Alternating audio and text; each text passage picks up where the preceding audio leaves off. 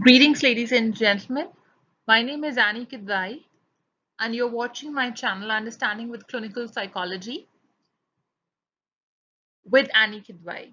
Ladies and gentlemen, I'm pursuing Masters in Clinical Psychology from Nizam College, Osmania University in association with IGNU, and I'm going to upload a series on clinical psychology as well as different theories, research, studies, and each and every topic which is relevant with psychology. This would be a very beneficial series for students like me who would like to read and gain knowledge on psychology, as well as for everyone who has some kind of interest in clinical psychology.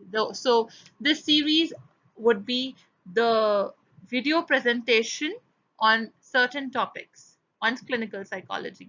If you like what I do, please subscribe to my YouTube channel. And if you have any kind of suggestions, feedbacks, you may leave your comments in the comment section below. You can also reach me. My contact details are available in the description box below. Thank you so much for stopping by, and let's begin the lecture.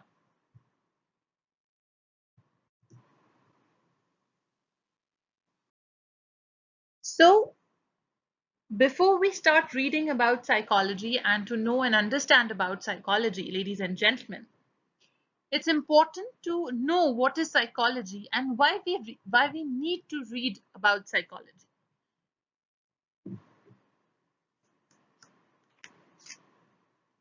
Psychology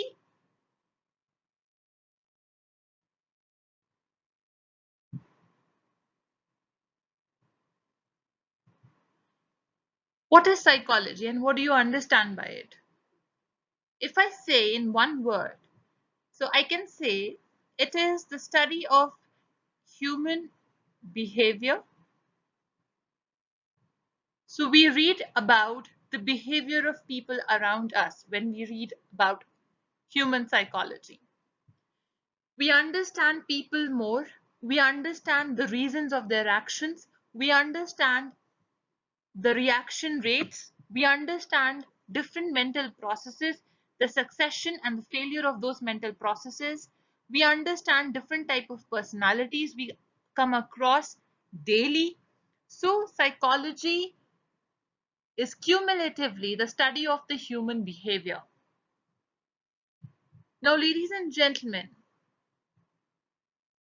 when we talk about the study of human behavior, it has various branches which was developed by earlier psychologists, the history of psychology, in which you will be able to understand how it emerged and how those branches emerged. But my video presentations would be precisely relevant with the topics. So I'll be starting the first video lecture within the series on cognitive psychology. And to understand cognitive psychology, it is a very vast and a deep topic. So I will be uploading short presentations for your knowledge and so that you can explore it more and receive and perceive and think about the information that I'm going to share with you all so that you remember it as well in brief. So ladies and gentlemen, I'm going to begin this lecture with the introduction to cognitive psychology, the basics of cognitive psychology, the basics of psychology, of course. When we read psychology, the first aspect we need to read about is cognitive psychology. So let's understand what is cognitive psychology and what are the different parameters of cognitive psychology. So what is cognitive psychology basically, ladies and gentlemen? When we talk about it, we know that we are talking about the mental processes. Now, when we talk about cognitive psychology, we know that we are talking about functioning of human brain. It means that how the brain perceives, how it thinks, how it learns, how it remembers, how it reasons particular information. Okay, and that all comprises of different sort of mental processes, and the study of all those is called as cognitive psychology. Now at times those mental processes become successful, or at time it fails. How? If I relate it, the study of cognitive psychology, with our day-to-day examples, I'll take the first example here in correlation with memory. So we have short-term memory and we have LTM, that is the long-term memory.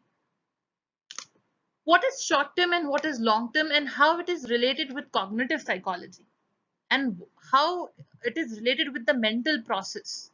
Let's understand, and how it reflects on the failure and the success ratio of those mental processes.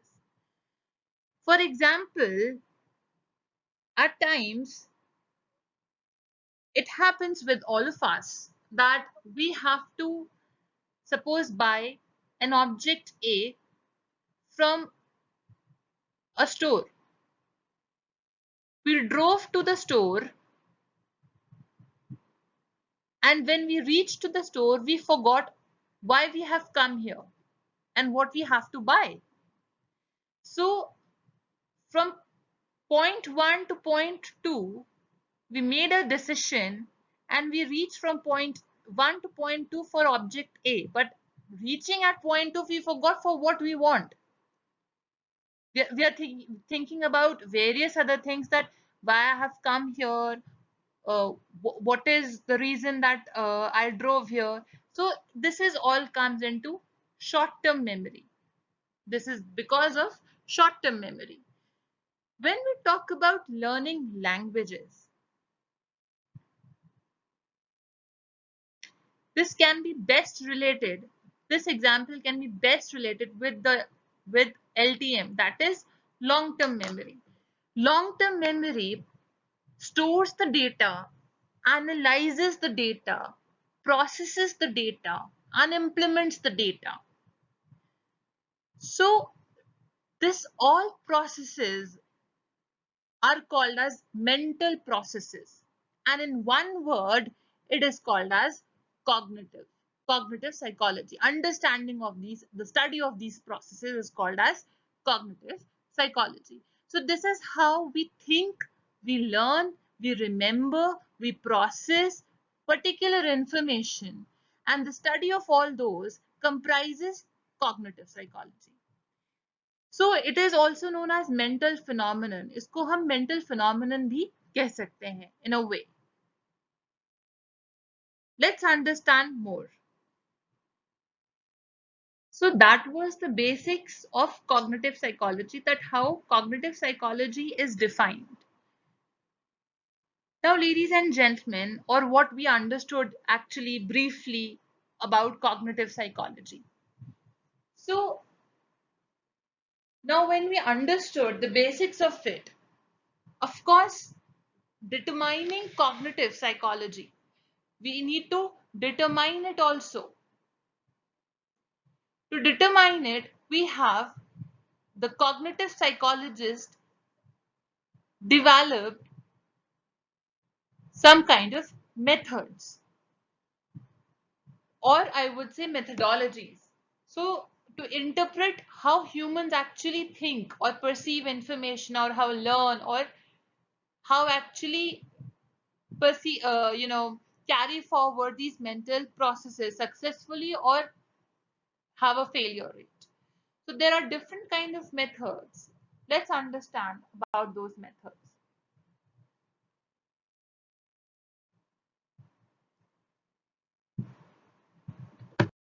Now let's understand the different methods, the research methods that are used by cognitive psychologists to understand cognition.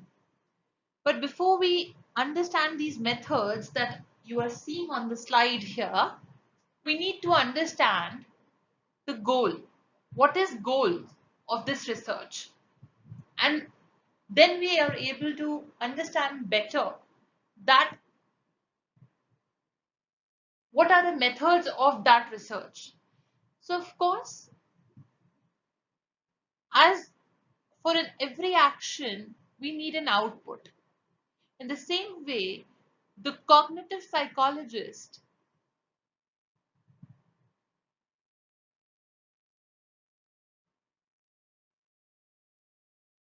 developed certain methodologies to determine that how people think.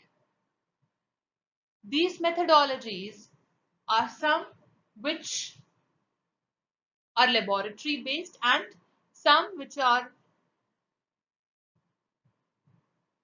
controlled experiments.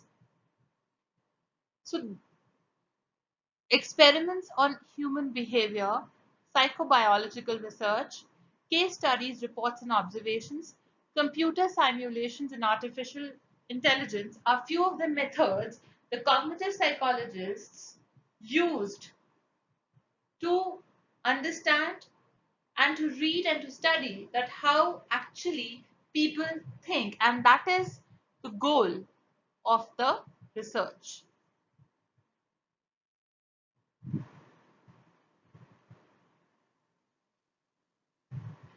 So what they did in experiments on human behavior, the first method, what they did here, let's understand that. So the experimenter is, one is the experimenter here. Who is the experimenter? The psychologist who is conducting that experiment. In a controlled experimental way, the experimenter conducts his or her research in a laboratory. I am explaining the first one here. Now, what happens under this experiment, what the experimenter do, and what happens and the outputs of this experiment. The experimental here controls various aspects of it also.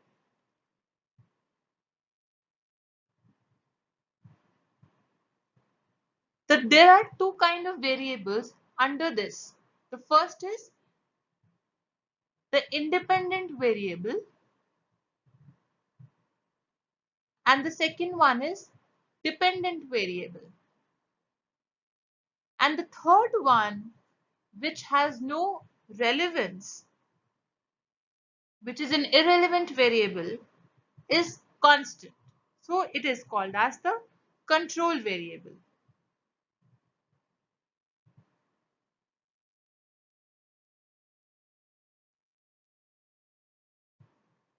So implementing this methodology or this method of experiment, the experimenter uses one representative randomly and exert control over that experimental conditions. If the requisites of that experimental method are fulfilled, experimenter is able to get a probable causality or output.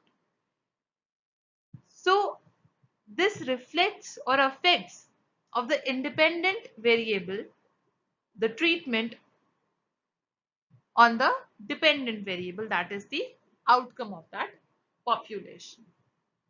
So the independent variable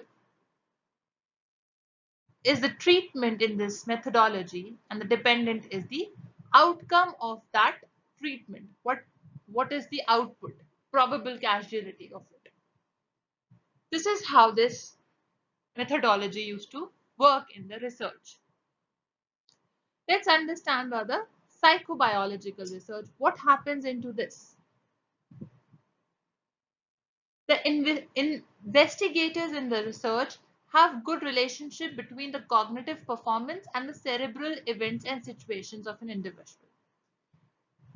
So there are three different types of techniques in this psychobiological research. The first technique is termed as the postmortem. In the postmortem, what they do, they relate and study the individual's cognitive function prior to death to observe the features of the brain. In the second technique, it's about studying of the images.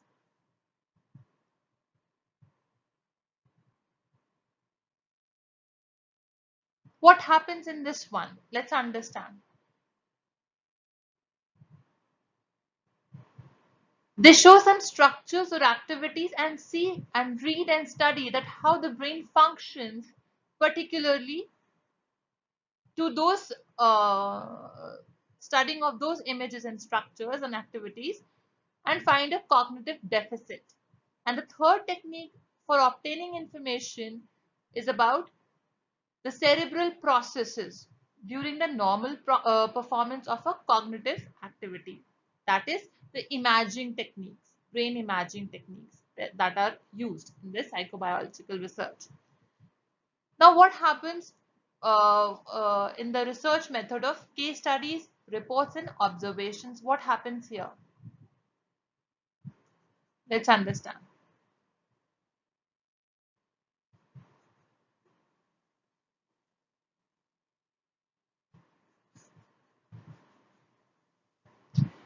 In the case studies, reports, and observation,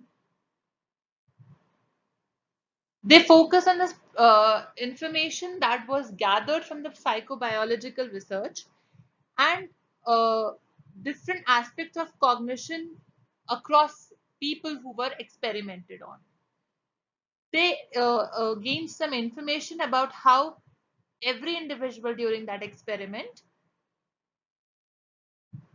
think and created research reports of that individual's cognitive processes during those experiments.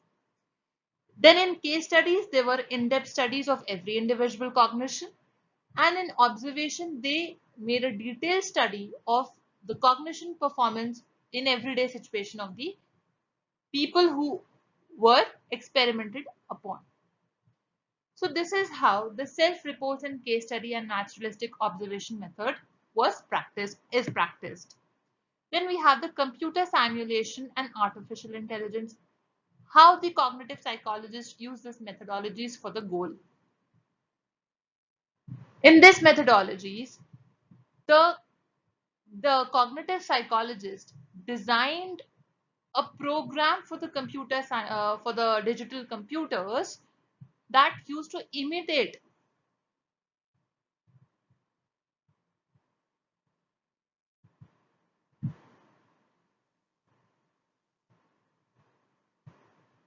a particular human function or process. They created certain kind of computer models to understand the cognition of the human minds. So in this way, they used to practice this research method in computer simulations and artificial intelligence.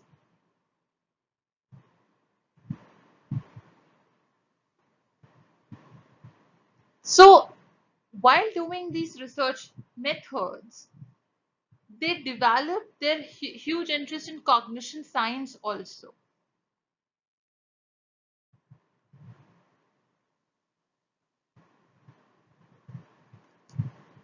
And in relation and deeper understanding of cognition science, they're able to understand much of these research methods. So cognition science is a cross-disciplinary field that have ideas and methods of cognitive psychology, psychobiology, artificial intelligence, philosophy, and linguistics and languages, anthropology. Cognitive psychologists have to use these methods and the ideas to acquire knowledge of human cognition and how actually individuals think. Now let's understand the principles of research. methods, the research methods that we just read. So let's understand what are the principles of that. There are 12 major principles here. The first is cognitive neurosciences, perception, pattern recognition, attention, consciousness, memory, representation of knowledge, imagery, language, developmental psychology, thinking and concept formation, human and artificial intelligence. So based on these 12 principles, the research methods being developed. So I'll start with cognitive neurosciences, what this principle says.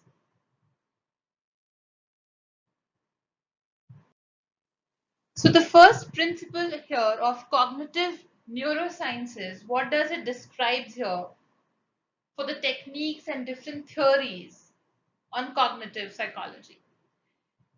So cognitive psychologists and the neuroscientists were working closely together to understand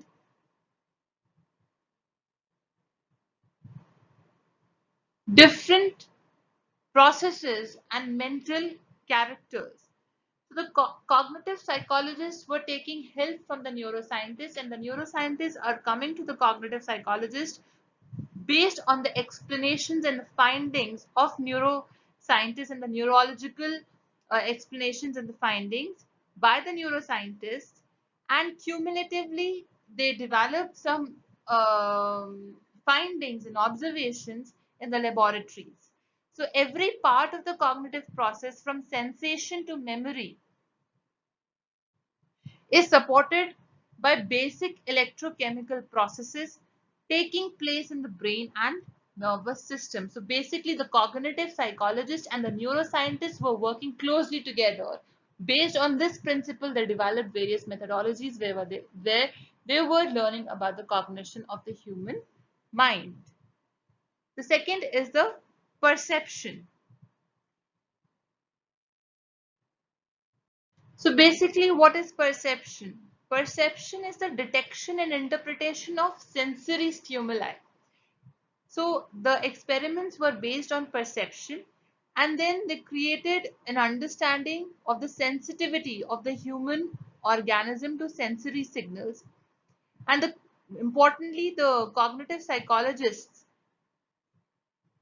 developed certain observations that reflected on interpretation of sensory signals.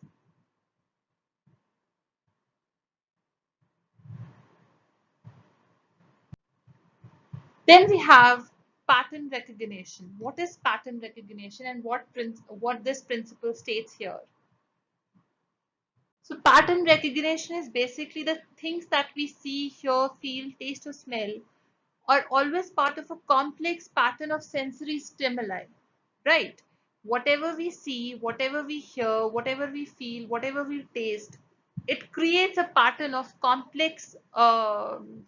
it creates a complex pattern of sensory stimuli. So for example, let's take up reading. Reading is a complex effort in which the reader required to form a meaningful pattern from an otherwise meaningless array of lines and curves. Then we have attention. Attention again, it is about that the information that the creatures gathers, right? It is evident that in normal circumstances, we gather information and that is how we give attention to certain information. Now again, attention is very selective in its process, that we do not give attention to every information that is coming, right? We give the attention to a selective information that we need to acquire. And if we'll gather too much of information altogether, the mind will become overloaded as well. So the process happens in a way that it, uh, we focus on a particular information that we require the information to understand and process and implement that information. So that is how we um, use our cognition to interpret that information. If too much of sensory clues happens, we'll become overloaded with that. So this is how the breakdown of the information happens, and we become selective in with respect to our attention to that, to process that information. Then we talk about the next principle, which is consciousness. What is consciousness? Consciousness is basically defined as awareness. We can say that we are aware about the surroundings, the internal or external circumstances. So there are thoughts, different type of thoughts, such as conscious thoughts, and there are unconscious thoughts. Conscious thoughts which are proactively on the front stage, right? And unconscious thoughts which might be inside of us, but we not given enough attention to process those thoughts. So this consciousness gained a lot of respectability, and it's now studied in modern cognitive psychology. Then we have memory. I already discussed short-term and long-term memory earlier. So the information that is available comes from our perception, and perception and memory works together. So it creates short-term memory and the long-term memory. Long-term memory that we process from language, and with the knowledge of language. For example, um, we have some sort of an information that we received a long time ago, probably during our childhood, but we still remember that information currently. So this is coming from the long-term memory storage. So it stores the data, it processes the data, and it implements the data and evaluates the data also in LTM, that is the long-term memory. Let's learn about the representation of knowledge, which is the next principle.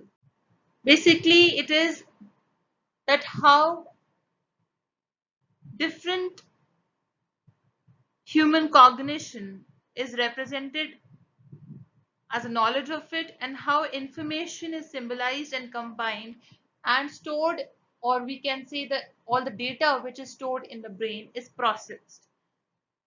So it has two aspects: conceptual representation of knowledge in mind, and the way the brain stores and processes information. So the conceptual representation is actually different in different individuals. There are some certain dissimilarities between representation of knowledge, and most humans do depict experience in similar enough ways to get along well in the world.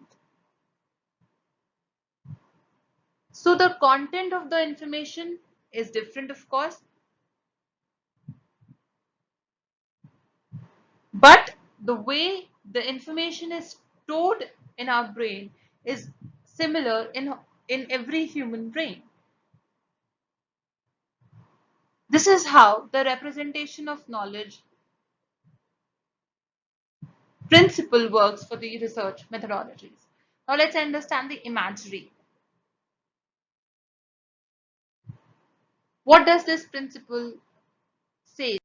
So the imagery is about how the mind or how the human brain is creating images and storing the information. It creates a cognitive, uh, a map of those images, suppose of different streets, spotlights, signs, and many more things like that. So this is how the principle of imagery works. This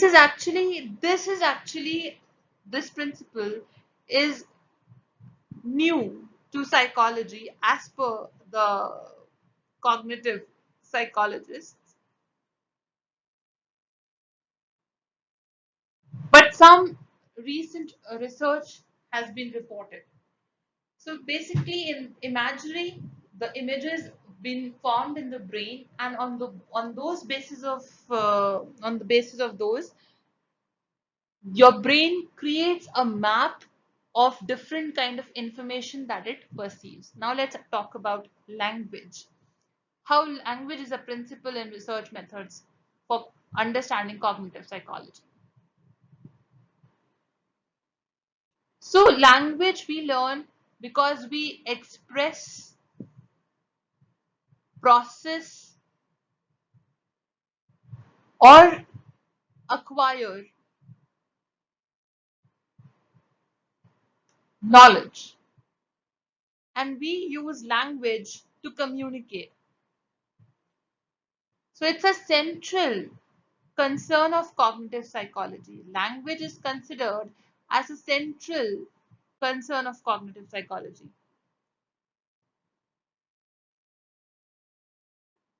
There is a unique kind of abstraction here which is basic to cognition about learning language.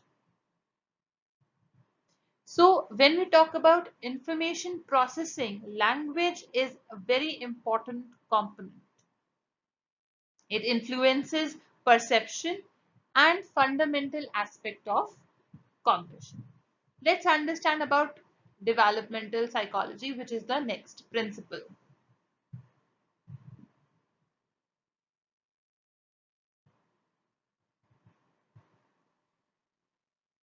So in developmental psychology, we get to understand about how the different aspects of uh, you know um, cognitive structures develop from the childhood and being to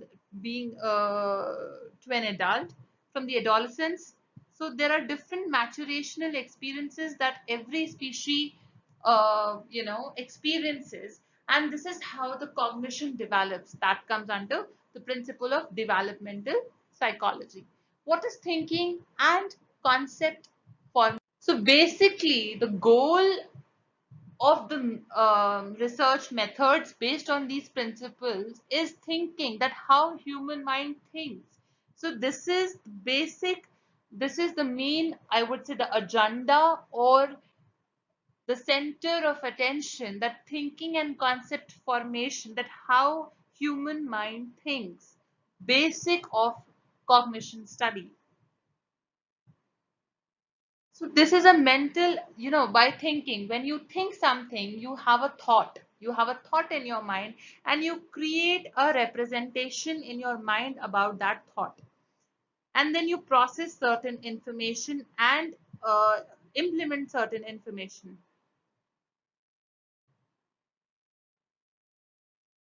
So if you're able to think and form and develop certain concepts, it is one aspect of cognition. It helps us understanding and processing the information. And this is what we can say about knowledge and the laws about knowledge and the processes of concept formation. Now, what is the principle of human and artificial intelligence? What does it say?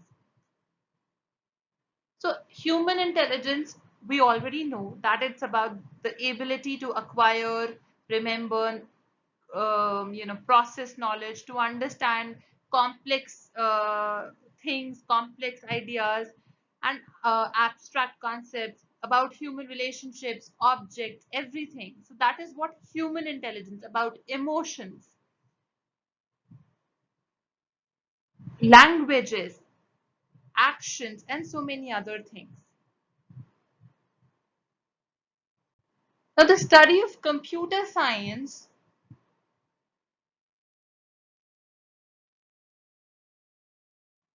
we can also call it in a way artificial intelligence, created a lot of influence on cognitive science to, you know, process data, to analyze the data, to implement a particular information. So This is how the principle of artificial intelligence works in the methodologies. So these are the principles of the research methods that we discussed previously in all the slides. If you liked the presentation and the content of this presentation in correlation with IGNOU, please give me a thumbs up and leave your suggestions in the comment section below. I hope of hearing from you all a lot. Thank you so much for watching, and I hope this video presentation brings some fruitful changes for you all. Thank you and have a great day.